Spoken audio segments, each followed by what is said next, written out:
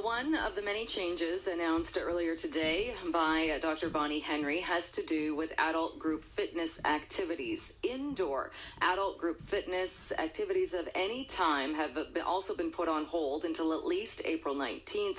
Gyms and fitness centers are restricted to individual or one-on-one activities, example, one-on-one personal training. So what does that mean for gyms that had their safety protocols in place and were still continuing to operate? Let's bring in Sara Hodson, President and CEO of LiveWell Exercise Clinic. Sara, thanks so much for being with us.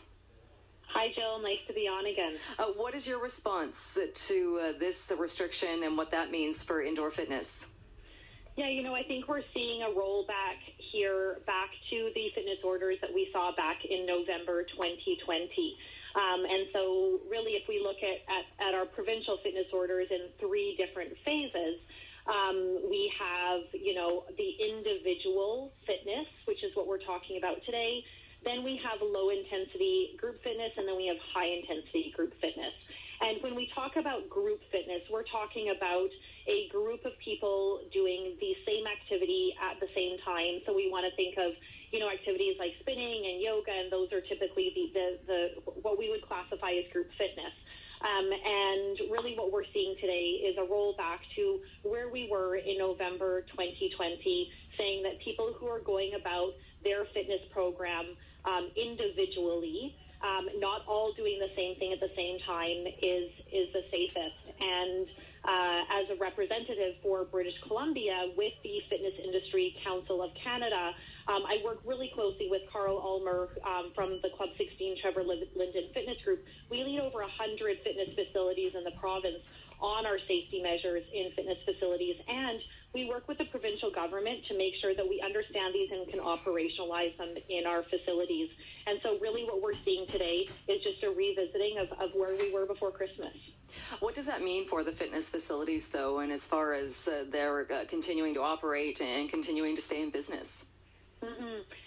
This has obviously been a really, really tough year for the fitness industry, and definitely our thoughts go out to all of the businesses that are affected by this. This is a lot of people's livelihoods that are focused on low-intensity group fitness and high-intensity group fitness. And at the same time, this is what Dr. Bonnie Henry feels is the safest for British Columbians. And so as a fitness industry, we have had a really positive interaction with our provincial government, working with them, supporting the efforts. Our goal is to keep British Columbians safe, healthy, and active no matter what. And I think that as much as we saw a rollback today in fitness, there is still a win that there is numerous fitness facilities that are still open to British Columbians. And we know that exercise and physical activity is part of our COVID recovery plan because it's so good for our mental and physical health. Were you seeing increased transmission or exposures in fitness facilities? There, as kind of variants were coming out, and I think that we've seen transmissions and exposures in every type of business. And so yes, that included fitness facilities.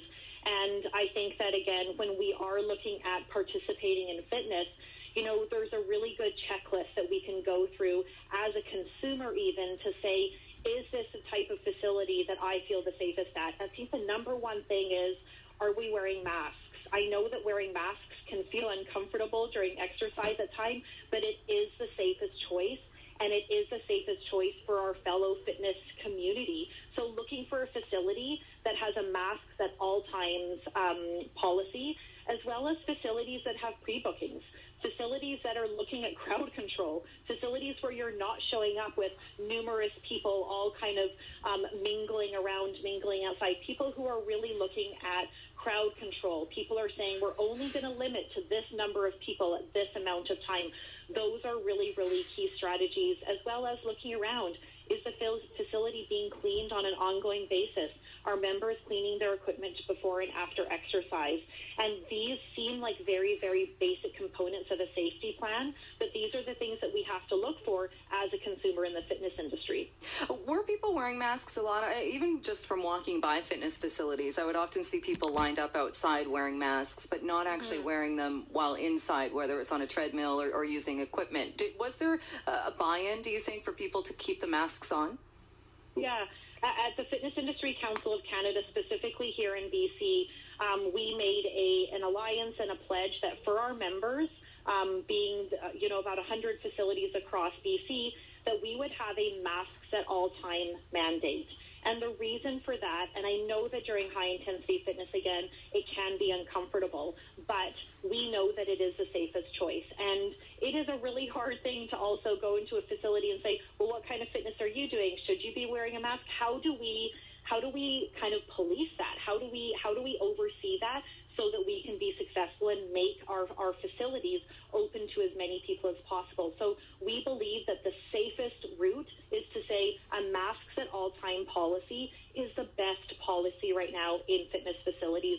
And for those fitness facilities who didn't align with that and didn't feel that that was the best policy, those are the facilities that are potentially running into situations where, of course, when we take our mask off and we are participating in high-intensity fitness, there may be a greater chance there of transmission. Do you anticipate then reopening April 19th unless something goes even more wrong? Do you anticipate then opening under those conditions as well? Yeah, we again have worked really closely with the Provincial Health Office to ensure that the fitness orders are realistic and that we can operationalize. And we've actually been advocating for more mask use and within facilities. And so I do see that being a high consideration. And we are very lucky at Live Well Exercise Clinic. We are open. We provide these individualized plans. So we are lucky right now. We can continue to serve our clients and to keep them active. But I do think that as we reopen, we may need to look at some, as an industry, as some stricter policies within these fitness orders. And those are things that the Fitness Industry Council of Canada would absolutely support.